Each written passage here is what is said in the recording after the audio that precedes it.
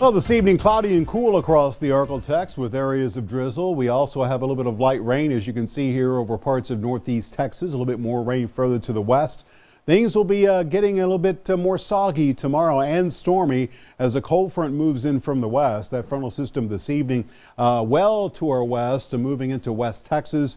Thunderstorms have already fired up over the far western sections of Oklahoma, and we'll see that frontal system move into the Arklatex tomorrow afternoon, bringing the chance for severe weather to our area, as I mentioned at the beginning of the newscast. So let's give the details on the timing of the thunderstorms with a look at Robbins Toyota Futurecast. Again, tonight, a few spotty showers, mainly focused over the north and western sections of the region. Otherwise, cloudy with the areas of drizzle as temperatures should remain fairly steady tonight. Tomorrow morning, 7 a.m., you can see the line of storms well to our west.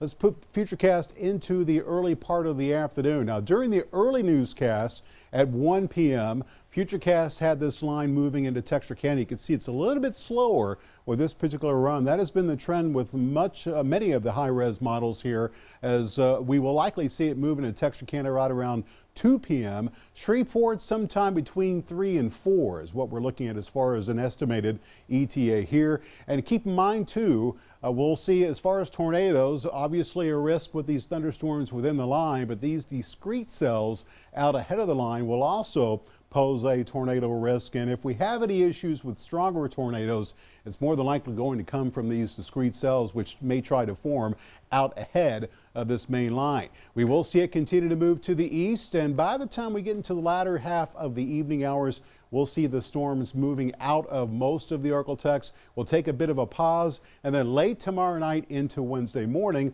another round of showers and thunder showers will be possible.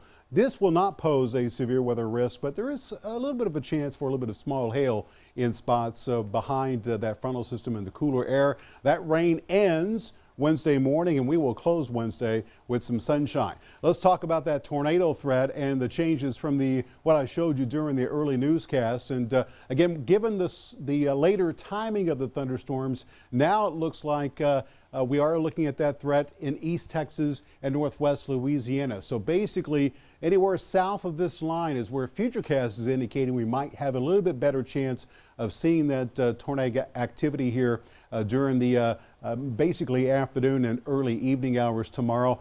Further to the north, going to be a little bit cooler, so that may help reduce that tornado risk. Now, as far as rainfall, we're going to see a decent amount of rain. Futurecast pretty much in line with what I showed you during the early newscast. Many locations, anywhere it's green here, a good inch or two will be possible. Some models indicating we could see a few isolated totals of 3 inches. And it's also possible that many of you see amounts of a half an inch or less with the thunderstorms that roll through both tomorrow and again the rain that happens tomorrow night into Wednesday morning. So your forecast looks like this during the nighttime hours tonight. We will stay cloudy. Temperature's not really going to change that much, as we'll likely stay in the mid to upper 50s over most of the area. Tomorrow, thunderstorms likely, severe weather on the table. A little bit of hail also could be possible, but that risk as far as the severe hail is looking relatively low. We'll see highs ranging from the mid 60s north to the low to middle 70s over the southern sections of the region. And then the colder air begins to move in, and it looks like it's here to stay. As your 10-day forecast shows, we'll likely top out in the 60s Wednesday. That very well could be the last time we see 60, at least in Shreveport, for the rest of the year. You can see highs through next week in the 50s, lows fall into the 30s, a little bit of rain possible Sunday night into Monday, and then we'll see another surge of even colder air late next week, which could lead to a chance for a few flakes of snow mixing in with some rain Wednesday night into Thursday. Dan and Jackie.